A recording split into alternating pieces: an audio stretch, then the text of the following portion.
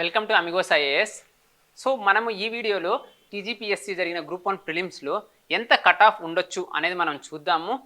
So మనం first ఎంత cut off ఉంది చూసే ముందు లాస్ట్ టైంకి ఈ టైంకి ఉన్న డిఫరెన్స్ ఏంటి, పేపర్ లాస్ట్ టైంకి ఈ టైంకి ఎలా వచ్చింది, నెంబర్ ఆఫ్ పోస్ట్స్ ఎలా ఉన్నాయి, రిజర్వేషన్ సిస్టమ్స్లో ఉన్న చేంజెస్ ఏంటి, మనం అవన్నీ చూద్దాము. అవన్నీ చూసి మనం కట్ ఆఫ్ ఎంత ఉంటుందనేది, మా ప్రిడిక్షన్ ఎంత ఉంటుందనేది మేము చెప్తాము. సో ఇప్పుడు ఈ ప్రిడిక్షన్ కట్ ఆఫ్కి వచ్చే ముందు దగ్గర మేము ఒక 50 మెంబర్స్ స్టూడెంట్స్ని కన్సల్ట్ అయ్యి వాళ్ళ దగ్గర నుంచి డిఫరెంట్ సబ్జెక్ట్స్ ఏ విధంగా వచ్చాయి అనే అన్ని ఫీడ్బ్యాక్ తీసుకొని వాళ్ళకి స్కోర్స్ ఎంత వస్తున్నాయనేది చూసి అన్ని డిసైడ్ చేసి కట్ ఆఫ్ చెప్పడం జరిగింది. సో మాకు తెలిసి మేము చూసిన వాటిలో మోస్ట్ ఆబ్జెక్టివ్ వేలో కట్ ఆఫ్ డిసైడ్ చేయడం అనేది జరిగింది. సో మనము టీజీపీఎస్సీ గ్రూప్ 1 ప్రిలిమ్స్ ఏదో జరిగిందో అందులో number of posts. So number of posts ఇప్పుడు ఎన్ని ఉన్నాయంటే 563 పోస్ట్స్ ఉన్నాయి. అదే లాస్ట్ టైం ఎంత ఉంది, 503 పోస్ట్స్ ఉన్నాయి. సో ఒక 60 పోస్ట్ అనేది ఇంక్రీజ్ చేయడం జరిగింది. అంటే లాస్ట్ టైం ఏమో 25,000 స్టూడెంట్స్ని ప్రిలిమ్స్ టు మెయిన్స్ తీసుకుంటే ఈసారి 28,150 స్టూడెంట్స్ వచ్చే అవకాశం ఉంది. అంటే దగ్గర ఒక 3,000 స్టూడెంట్స్ ఎక్స్ట్రా వస్తారు. ఎందుకంటే మన దగ్గర ఉండేది 1:50 రేషియో. సో ఈ 1:50 రేషియోలో ఇంకొక 3,000 మంది ఎక్కువ వస్తారు. అంటే లాస్ట్ టైం వచ్చిన కట్ ఆఫ్ కంటే కొంచెం తగ్గే అవకాశం ఉంది. ఎందుకంటే పోస్టులు పెరిగాయి కాబట్టి పోస్టులు పెరిగినందుకు లాస్ట్ టైం కంటే ఈసారి కొంచెం నార్మల్గా కట్ ఆఫ్ తగ్గాలి. సో అదేవిధంగా లాస్ట్ టైం ఏంటంటే కేటగిరీస్ వైజ్ కట్ ఆఫ్ ఉండేది, కానీ ఈసారి జనరల్ కట్ ఆఫ్ ఉంటుంది. అంటే అన్ని కేటగిరీస్ వాళ్ళకి ఒకటే కట్ ఆఫ్. ఇంతకుముందు జనరల్ కేటగిరీ ఒకటి, జనరల్ ఉమెన్కి ఒకటి, ఎస్సీ వాళ్ళకి, ఎస్టీ వాళ్ళకి కూడా డిఫరెంట్ కట్ ఆఫ్స్ ఉండే. ఇప్పుడు అలా కాకుండా అందరికీ సింగిల్ కట్ ఆఫ్. సో 28,150 స్టూడెంట్స్కి అందరికి ఒకటే కట్ ఆఫ్ ఉంటుంది, అది జనరల్ కట్ ఆఫ్. సో ఈ కట్ ఆఫ్ వేరియేషన్ యొక్క ఇంపాక్ట్ ఎలా ఉంటుంది, ఈ రిజర్వేషన్ చేంజెస్ వల్ల ఎంత తగ్గొచ్చు cut off, so plus increase post వల్ల ఏ విధంగా ఉంటుంది కట్ ఆఫ్ అనేది మొత్తం చూద్దాం. సో దీనికి పేపర్ ఎలా వచ్చింది అనేది రెండింటికి సంబంధం ఉంటుంది. లాస్ట్ టైం పేపర్ ఎలా వచ్చింది, ఈసారి పేపర్ ఎలా వచ్చింది. సో ఇంతకుముందు 2 సార్లు గ్రూప్ 1 ప్రిలిమ్స్ జరిగింది, 2022, 2023లో జరిగింది, ఇప్పుడు ఈసారి 2024లో జరిగింది. వీటికి ఉన్న ఎగ్జామ్ చేంజెస్ ప్లస్ మన పేపర్ ఎలా వచ్చింది అనేది మనం చూద్దాము. సో మనం డిఫరెంట్ సబ్జెక్ట్స్ మనం కొంచెం అనాలిసిస్ చేసామంటే, అంటే ఏదైతే పాలిటీ ఉందో పాలిటీలో చాలా వరకు బేసిక్ క్వశ్చన్స్ అనేది రావడం జరిగిందనమాట. అంటే ఆర్టికల్ 14, ఆర్టికల్ 15, ఆర్టికల్ 39A ఇట్లా నార్మల్ క్వశ్చన్స్, డిఫరెంట్ ఆర్టికల్స్ గురించే 4-5 క్వశ్చన్స్ అనేది రావడం జరిగింది. సో పాలిటీలో చాలా వరకు బేసిక్ క్వశ్చన్స్ అనేది వచ్చాయి. ఎవరైతే స్టూడెంట్స్ బేసిక్ బుక్స్ పాలిటీ గురించి చదివారో వాళ్ళకి ఖచ్చితంగా ఇది అడ్వాంటేజ్. అంటే దగ్గర ఈజీగా ఒక 8 to 9 మార్క్స్ మినిమం పాలిటీలో తెచ్చుకునే అవకాశం ఉంది. ఏ స్టూడెంట్ అయినా 8 to 9 మార్క్స్, అంటే ఒక డీసెంట్గా ప్రిపరేషన్ స్టార్ట్ చేసి చదివిన ఏ స్టూడెంట్ అయినా పాలిటీ అడ్వాంటేజే. పాలిటీలో చాలా వరకు బేసిక్స్, నేను అన్నీ కరెక్ట్ అవుతుంది అని చెప్పట్లేదు, బట్ డీసెంట్ అటెంప్ట్ కూడా మామూలుగా ట్రై చేస్తే కూడా 8 to 9 మార్క్స్, కొంతమంది 10, ఇంకొంతమంది స్టూడెంట్స్ వెరీ గుడ్ స్టూడెంట్స్ అయితే 14, 15 కూడా పాలిటీలో తెచ్చుకోవడం జరిగింది. అంటే పాలిటీ చాలా అడ్వాంటేజ్ ఈ పేపర్లో. పాలిటీ అనేది ఈ పేపర్కి చాలా అడ్వాంటేజ్. ఇంతకుముందు కంపేర్ చేస్తే పాలిటీలు ఇంతకుముందు కూడా చిన్న క్వశ్చన్స్ ఉన్నాయి, ప్లస్ లాస్ట్ టైం కొంచెం టఫ్ క్వశ్చన్స్ కూడా రావడం జరిగింది. అలా కాకుండా ఈసారి బేసిక్ పాలిటీ క్వశ్చన్స్ అనేది అడిగారు. ఆర్టికల్ 15 అంటే ఏంటి, డ్యూ ప్రాసెస్ అంటే ఏంటి, అటువంటి క్వశ్చన్స్ రావడం జరిగింది. Next general science. So general సైన్స్లో కూడా మళ్ళీ బేసిక్ క్వశ్చన్స్ వచ్చాయి. విటమిన్స్ అంటే ఏంటి, డిఫరెంట్ డిసీజెస్, కలరా, మలేరియా, ఈ ఫైలేరిసిస్ దేనివల్ల ట్రాన్స్మిట్ అవుతుంది, అటువంటి జనరల్ క్వశ్చన్స్ చాలా సింపుల్ బేసిక్ క్వశ్చన్స్. అంటే 1-2 టఫ్ క్వశ్చన్స్ కూడా ఉండడం జరిగింది, బట్ ఓవరాల్ క్వశ్చన్స్ కానీ చూసామంటే చాలా జనరల్ సైన్స్ అనేది సింపుల్ క్వశ్చన్స్ వచ్చినాయి అనమాట. Next science and technology questions కానీ మనం గమనించామంటే క్వశ్చన్స్ అన్ని చాలా వరకు ఇప్పుడు వచ్చిన ఓవరాల్ పేపర్ కూడా మనం చెప్పొచ్చు ఇది మోస్ట్లీ కరెంట్ అప్డేటెడ్ కాదు.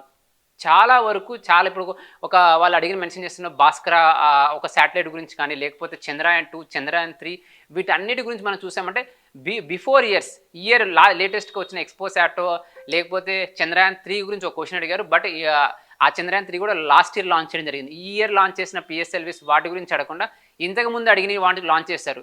సో దీన్ని బట్టి మనకి ఏమవుతుంది, ఎవరైతే సీనియర్స్ ఎక్కువ కాలం ఈ ఫీల్డ్లో ఉంటారో, అంటే ఒక చాలామంది ప్రిపరేషన్ 7 years 8 years నుంచి కూడా చేస్తుండొచ్చు, కొంతమంది 4-5 years, కొంతమంది డీప్ ప్రిపరేషన్లో భాగంగా మిగతా క్వశ్చన్స్ కూడా చదువుంటారు, వాళ్ళకి కొంచెం అడ్వాంటేజ్ అయింది. మిగతా వాళ్ళకి క్వశ్చన్ చూడడానికి సింపులే. సపోజ్ కోవాక్సిన్ ఎవరు డెవలప్ చేశారని అడిగారు. సో కోవాక్సిన్ ఎవరు డెవలప్ చేశారంటే ఎవరైనా చెప్తారు భారత్ బయోటెక్ అనేసి, కానీ ఓన్లీ భారత్ బయోటెక్ కాదు ఆప్షన్స్లో. క్లినికల్ ట్రయల్స్ కోసం ఐసీఎంఆర్, వేరే ఆర్గనైజేషన్స్, నేషనల్ వైరాలజీ ఇన్స్టిట్యూట్ వీళ్ళు కూడా సపోర్ట్ చేశారు. కానీ మనం ఆప్షన్స్ చూసామంటే కొంచెం కన్ఫ్యూజ్ అయ్యే అవకాశం ఉంటుంది. అంటే సైన్స్ అండ్ టెక్నాలజీ క్వశ్చన్స్ చూడడానికి ఈజీగానే ఉన్నాయి, క్వశ్చన్స్ ఎందుకంటే అన్ని మనం చూసే క్వశ్చన్స్ రెగ్యులర్గా చూసే క్వశ్చన్సే. సపోజ్ ఆదిత్య L1 క్వశ్చన్ చూసారనుకోండి, వాళ్ళు ఎర్త్ నుంచి ఆదిత్య L1 యొక్క L1 పాయింట్కి 15 మిలియన్ కిలోమీటర్స్ అని ఇచ్చారు. మామూలుగా అయితే 1.5 మిలియన్ కిలోమీటర్స్. సో మనం చూడడానికి అరే 15 మిలియన్ కిలోమీటర్స్ మనం చదివినట్టు ఉంది కదా అనిపిస్తుంది, కానీ అక్కడ మనం ట్రాప్లో పడే అవకాశం ఉంది. అంటే చూడడానికి ఏమో ఈజీగానే ఉంది క్వశ్చన్స్, కానీ వాళ్ళు కొంచెం అందులో డెప్త్ అడిగారు. నేషనల్ సైన్స్ డే గురించి కూడా వచ్చేసరికి సో ఇటువంటి క్వశ్చన్స్ అనేది చూడడానికి ఈజీగానే ఉన్న జనరల్ సైన్స్ అంటే క్వశ్చన్స్ ఎవరైతే సీరియస్గా ప్రిపేర్ అయ్యారో సైన్స్ అండ్ టెక్నాలజీ వాళ్ళకి ఈజీగా 10 మార్క్స్ కూడా వచ్చే అవకాశం ఉంటుంది. సైన్స్ అండ్ టెక్నాలజీలో 10 మార్క్స్ కూడా వస్తాయి.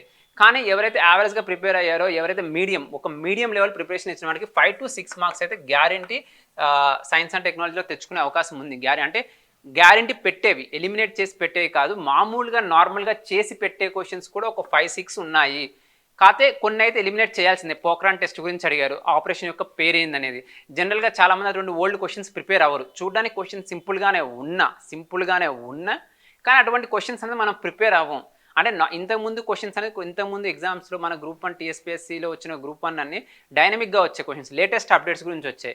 కానీ అట్లా లేదు, కొంచెం ఓల్డ్. ఈవెన్ ఎన్విరాన్మెంట్లో మనం అందరం COP 28 ప్రిపేర్ అవుతున్నాం, బట్ వాళ్ళు COP 26 అడిగారు. ఎవరైతే ఇంతకుముందు నుంచి COP ప్రిపరేషన్స్లో ఉన్నారో, ఒక 5-6 years నుంచి ప్రిపేర్ అవుతున్నారో, ఆ COP 26 వెంటనే వాళ్ళు గ్లాస్గో UK అని పెడతారు. కానీ లేటెస్ట్ వాళ్ళు పెట్టడం అనేది కొంచెం ఛాలెంజింగ్ అవుతుంది. సో వాటన్నిటిని దృష్టిలో పెట్టుకొని కూడా ఇప్పుడు ఒక జనరల్ సైన్స్ కూడా ఈజీగా, అంటే ఇప్పుడు నేను ఏవైతే మార్క్స్ వేస్తున్నానో అవి డ్యామ్ షూర్ వచ్చే స్టూడెంట్స్కి వచ్చే మార్క్స్ అంతే. అది ఫైనల్ మార్క్స్ లేకపోతే డ్యామ్ షూర్ అంటే తెలిసిన క్వశ్చన్స్, కొంచెం సింపుల్ తెలిసిన క్వశ్చన్స్ కూడా ఒక 8 to 9 పెట్టే విధంగానే ఉన్న ఈ క్వశ్చన్స్, ఈ విధంగా పెట్టే అవకాశమే ఉండే క్వశ్చన్స్ నేను చెప్పేవన్నమాట. నెక్స్ట్ లాజికల్ రీజనింగ్ చూసామంటే, లాజికల్ ఎప్పుడు ఇవ్వనంత high number of questions 25 questions ఇవ్వడం జరిగిందనమాట. 25 క్వశ్చన్స్ ఎవరైతే మ్యాథమెటిక్స్ స్ట్రాంగ్గా ఉంటారో వాళ్ళు 20 కూడా తెచ్చుకోగలరు. మ్యాథమెటిక్స్ స్ట్రాంగ్గా ఎవరైతే ఉంటారో, అంటే 10th క్లాస్లో 100కి 100 వచ్చిన స్టూడెంట్స్ ఎవరైతే ఉంటారో అటువంటి వాళ్ళకి 25కి 22, 23 అలా కూడా తెచ్చుకునే అవకాశం ఉంది. అంటే మరీ అంత కష్టంగా లేదు వాళ్ళకి. కానీ నార్మల్గా మ్యాథ్స్ వచ్చే స్టూడెంట్స్ చేయగలిగే క్వశ్చన్స్ మాత్రం ఒక 10 to 12 క్వశ్చన్స్ ఉన్నాయి. అంటే వాళ్ళు అడిక్వేట్ టైం కానీ కేటాయించారంటే 10 to 12. అదే నాన్ మ్యాథమెటిక్స్ స్టూడెంట్స్ ఎవరైతే ఉన్నారో వాళ్ళు ఖచ్చితంగా ఇది డిసప్పాయింట్మెంటే నా దృష్టిలో. ఎందుకంటే కొంతమంది 4 to 5 క్వశ్చన్స్ అంటే డెసిషన్ మేకింగ్ లాంటి కొన్ని చేయగలిగారు, 5 to 6, 7 క్వశ్చన్స్. కానీ ఈ పేపర్లో ఈ సబ్జెక్ట్ ఎవరైతే మ్యాథమెటిక్స్ స్ట్రాంగ్ ఉన్నారో వాళ్ళకి ఈ పేపర్ ఫేవర్. ఎందుకంటే ఈజీగా ఎక్కువ మార్కులు. ఎప్పుడైతే మ్యాథమెటిక్స్ బాగా కష్టంగా ఉందంటే అందరికీ ఈక్వల్. ఎందుకంటే నాన్ మ్యాథమెటిక్స్ వాళ్ళు ఎలాగ ఎక్కువ క్వశ్చన్స్ చేయలేరు, మ్యాథమెటిక్స్ వచ్చిన వాళ్ళకి ఎలా తక్కువ మార్కులు వస్తాయి. కానీ ఈసారి మ్యాథమెటిక్స్ ఈజీ అయ్యింది కాబట్టి ఎవరైతే మ్యాథమెటిక్స్ కొంచెం బాగా వచ్చుంటారో వాళ్ళకి ఫెచ్చింగ్ ఈ పేపర్. చెప్పాను కదా 25లో వాళ్ళు 20 కూడా తెచ్చుకోవచ్చు. కానీ ఒక మోడరేట్గా ఉన్న మోడల్స్ని ఎవరైతే రిలేషన్స్ కానీ లేకపోతే ఏవైతే మామూలు నార్మల్ క్వశ్చన్స్ ఉంటాయో, డిసిషన్ మేకింగ్, అటువంటి నార్మల్ ప్రిపేర్ అయ్యే వాళ్ళకి కూడా ఒక 10-12 మార్క్స్ వచ్చే అవకాశం ఉంది. అంటే డీసెంట్ టైం ఇచ్చారు అంటే. కదా కొంతమంది టైం ఇవ్వలేదు, కానీ ఇచ్చారంటే కూడా 10 to 12 మార్క్స్. మళ్ళీ మ్యాథ్స్లో యాక్యురసీ ఎక్కువ ఉంటుంది, బాగా యాక్యురసీ ఎక్కువ ఉంటుంది. సో వాళ్ళకి అడ్వాంటేజ్. నెక్స్ట్ మనం ఎకానమీ పేపర్, అసలు ఎకానమీ ఎలా వచ్చిందనేది మనం చూసామంటే ఒకటి క్లియర్గా అబ్జర్వ్ చేయొచ్చు. కొత్త గవర్నమెంట్, కాంగ్రెస్ గవర్నమెంట్ ఫామ్ అయిన దాంట్లో నుంచి వాళ్ళు పెట్టిన ఇంట్రీమ్ బడ్జెట్ నుంచి దగ్గర 3-4 క్వశ్చన్స్ రావడం జరిగింది. టోటల్ బడ్జెట్ ఎంత ఉంది, మళ్ళీ మహాలక్ష్మి స్కీమ్ గురించి, మళ్ళీ గృహలక్ష్మి స్కీమ్ గురించి. సో ఇటువంటి లేటెస్ట్ ఎవరైతే రేవంత్ రెడ్డి వచ్చినాక ఇంప్లిమెంట్ చేసిన స్కీమ్స్ కానీ వాళ్ళు ఇంట్రీమ్ బడ్జెట్ ప్రొవైడ్ అయిన దాంట్లో ఏ సెక్టర్కి ఎక్కువ అలొకేషన్స్ రావడం జరిగింది అంటే ఎడ్యుకేషన్ సెక్టర్కా, హెల్త్ సెక్టర్కా, ఇటువంటి క్వశ్చన్స్ కూడా రావడం జరిగింది. అంటే ఎవరైతే బడ్జెట్ ఈ గవర్నమెంట్ వచ్చినాక బడ్జెట్ పెట్టారో ఆ బడ్జెట్ ఎవరైతే చదువుతారో వాళ్ళకి 2-3 క్వశ్చన్స్ ఫ్రీ మార్క్స్ అనమాట. అంటే వాళ్ళు పడ్డ కష్టాన్ని ఖచ్చితంగా లేటెస్ట్ బడ్జెట్ చదివి అప్డేట్ చేసుకున్నందుకు వాళ్ళకంటూ ఒక 2 to 3 మార్క్స్ ఖచ్చితంగా రావడం జరుగుతుంది. కాకపోతే మిగతా క్వశ్చన్స్ అనేది పెట్టే విధంగా అయితే లేవు. ఆ బడ్జెట్ గురించి వాళ్ళు అడిగిన క్వశ్చన్స్, కాన్సెప్చువల్ క్వశ్చన్స్ లాంటివి ఏమీ లేవు. సో ఎవరైతే కొంచెం బడ్జెట్ చదివారో వాళ్ళకు వచ్చే అవకాశం ఉంది. సో నేను అనుకోవడం ఈజీగా ఒక 3 to 4 మార్క్స్ అనేది అంటే ఈజీగా తెచ్చుకునే మార్క్స్ అంటున్నాను. అంటే ఎవరైతే కామన్ బడ్జెట్, నార్మల్గా డాక్యుమెంట్స్, ఎకనామీ రిలేటెడ్ ఇన్ఫర్మేషన్ చదివినా ఒక 3 to 4 మార్క్స్ అనేది ఖచ్చితంగా వస్తుంది. సో అది ఎకానమీ గురించి. అదే మనం హిస్టరీ గురించి చూసామంటే హిస్టరీ ఈజ్ వెరీ టఫ్. చాలా క్వశ్చన్స్ అడిగారు, దగ్గర 15 క్వశ్చన్స్ అడిగారు. 15 క్వశ్చన్స్ అనేది దగ్గర 10 క్వశ్చన్స్, 11 క్వశ్చన్స్ టూ మచ్ టఫ్గా ఉండడం జరిగిందనమాట హిస్టరీ. సో ఎవరైతే హిస్టరీ స్ట్రాంగ్ ఉంటారో వాళ్ళకి ఖచ్చితంగా డిసడ్వాంటేజ్ ఈ పేపర్. ఎందుకంటే కష్టంగా రావడం వల్ల అందరికీ ఈక్వల్ అయింది. ఇప్పుడు వచ్చిన వాడు 2-3 మార్క్స్ తెచ్చుకోవాలి, రాని వాళ్ళు కూడా మహా 4-5 మార్కులు. అంటే ఆ డిఫరెన్స్ అనేది అయితే ఉంటుందో అది తగ్గిపోతుంది. సో హిస్టరీలో మ్యాక్సిమం ఒక 2 to 3 మార్క్స్ ఖచ్చితంగా వచ్చే మార్క్స్ అయితే ఒక 2 to 3 వరకే ఉంటాయి అన్నమాట. నెక్స్ట్ మనం కరెంట్ అఫైర్స్ చూసామంటే చాలా వరకు కొన్ని current affairs old current affairs రావడం అంటే లాస్ట్ ఇయర్ ఏవైతే న్యూస్లో ఉన్నాయో అటువంటి వాటి మీద అడిగారు. అదేవిధంగా లేటెస్ట్ వాటి మీద కూడా కొన్ని క్వశ్చన్స్ అడిగారు. రీసెంట్గా ఫామ్ అయిన రీసెంట్గా వచ్చిన అపాయింట్ అయిన ఎలక్షన్ కమిషనర్స్ ఎవరు, మళ్ళీ సదా తాన్సిక్ అనే మిలిటరీ ఎక్సైజ్ అంటే ఎక్స్పెక్టెడ్ మిలిటరీ ఎక్సైజ్ అవార్డ్స్, ఇట్లా ఎక్స్పెక్టెడ్ లైన్స్ నుంచే కొన్ని కరెంట్ అఫైర్స్ రావడం జరిగింది. అంటే అవార్డ్స్ ఇటువంటి. సో ఎవరైతే రీసెంట్గా కరెంట్ అఫైర్స్ డీసెంట్గా కొన్ని ఏరియాస్ మంచి ఏరియాస్ చదివారో వాళ్ళకు 2 to 3 మార్క్స్ వస్తాయి. పాత కరెంట్ అఫైర్స్ కూడా కొంచెం అప్డేట్ ఉన్న వాళ్ళకి ఖచ్చితంగా ఒక 5 to 7 మార్క్స్ అనేది తెచ్చుకునే అవకాశం ఉంటుంది. 5 to 7 మార్క్స్ అనేది ఈజీగా తెచ్చుకునే అవకాశం అనేది ఉంటుంది. So next governance and public policy మనం చూసామంటే మేజర్ ఎంఫసిస్ అనేది స్కీమ్స్ మీద ఉందన్నమాట. సో మనం ఇది చూసామంటే మేజర్ ఎంఫసిస్ అంటే వాళ్ళ యొక్క ముఖ్యమైన ఫోకస్ అనేది ఏదైతే ఉందో అది స్కీమ్స్ మీదే ఉంది, ఎక్కువ ఎంఫసిస్. సో కాకపోతే ఏంటి, అవన్నీ కొత్త స్కీమ్స్ కాదు, అవన్నీ పాత స్కీమ్స్.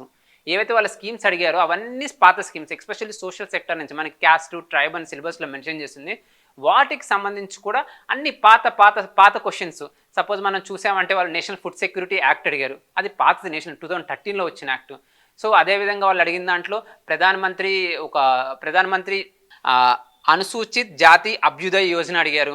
సో ఇది కూడా షెడ్యూల్ క్యాస్ట్ సంబంధించిన స్కీమ్, ఇది కూడా పాత స్కీమ్. అటల్ వయో వందన యోజన స్కీమ్ అడిగారు. సో గరిమా గ్రేహ్ అని అడిగారు. సో ఇవన్నీ క్వశ్చన్స్ ఎవరైతే ముందు నుంచి ఫీల్డ్లో ఉన్నారో లేదా ఎవరైతే ఎక్కువ చదివారో స్కీమ్స్ గురించి చిన్న స్కీమ్స్ కూడా ఎవరైతే ఫోకస్ చేసి చదివారో వాళ్ళకి బెనిఫిట్ ఉంది ఈ పేపర్ గురించి.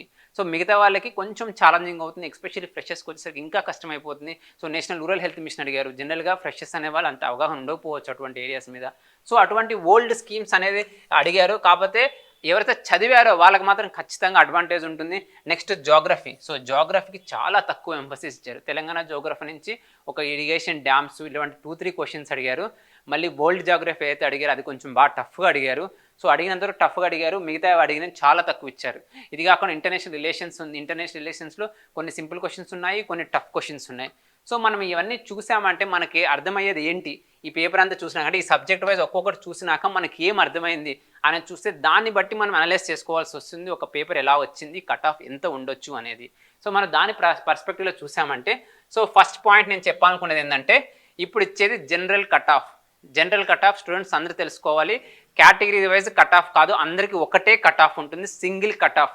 ఈ సింగిల్ కట్ ఆఫ్ వల్ల ఎక్కువ బెనిఫిట్ ఎవరికి ఉంటుందంటే జనరల్ కేటగిరీ వాళ్ళకి ఉంటుంది cut off. So general category వాళ్ళు 1:50 రేషియో కాకుండా కొంచెం ఎక్కువ కూడా సెలెక్ట్ అయ్యే అవకాశం ఉంటుంది. సో ఇది general category. Last time general category cut of first time group 1 అయినప్పుడు అరౌండ్ 70 to 71 ఉంది. సో ఈసారి ఖచ్చితంగా కట్ ఆఫ్ దానికంటే కొంచెం తగ్గే అవకాశమే ఉంటుంది ఒకటి. సో ఎందుకంటే కేటగిరీ వైజ్ వాళ్ళు కూడా ఇంక్లూడ్ అవుతారు కాబట్టి. సో ఇది సరే general cut off. So next ఏంటంటే నెగిటివ్. సో మనం చూసాము ఒక 40 to 50 క్వశ్చన్. 50 ఏంటి, ఒక మామూలు నార్మల్ స్టూడెంట్ కూడా ఒక 50 క్వశ్చన్స్ వరకు అటెంప్ట్ చేసే అవకాశం ఉంది. మరీ అంత టఫ్ క్వశ్చన్స్ లేని కూడా ఉన్నాయి. వెరీ సింపుల్ క్వశ్చన్స్ చెప్పాను కదా, విటమిన్ క్వశ్చన్స్ కానీ, డిసీజెస్ క్వశ్చన్స్ కానీ, లేకపోతే ఇంకొన్ని సింపుల్ క్వశ్చన్స్ అనేది కూడా అడగడం జరిగింది. సో అటువంటి సింపుల్ క్వశ్చన్స్ అందరూ ప్రిపరేషన్లో ఉన్నాడు, ఎవరైనా బేసిక్ వాళ్ళు పెడతారు.